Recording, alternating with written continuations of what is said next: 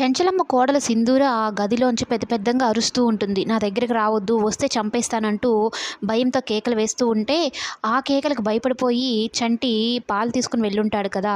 ఇక భయపడిపోయి బయటికి పరిగెడుతూ ఉంటాడు. ఇక అప్పుడు చూస్తుంది చెంచలమ్మ, ఏదో చేసేసాడు నా కోడల్ని, తప్పుగా ప్రవర్తించాడు అని ఒక స్తంభానికేసి కట్టేసి కొరడాలతో కొట్టిస్తూ ఉంటుంది.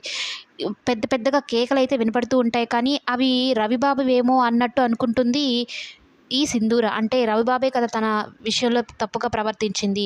కానీ అక్కడ పర్సన్ అయితే మారిపోయారని ఆ విషయం తెలీదు. అయితే రామచిలక ఏం చేస్తుందంటే సింధూర దగ్గరికి వెళ్ళి ఒకటిగానే అరుస్తూ ఉంటుంది. "ఏంటి లక్ష్మణ, ఎందుకు అరుస్తున్నావు? ఏమైంది?" అని అయితే అంటూ ఇక బయటకైతే వస్తుంది. బయటకొచ్చి చూసేసరికి ఈ చంటిని కొరడాలతో కొడుతూ ఉంటారు. అంటే ఘోరంగా హింసిస్తూ ఉంటారు కట్టేసి.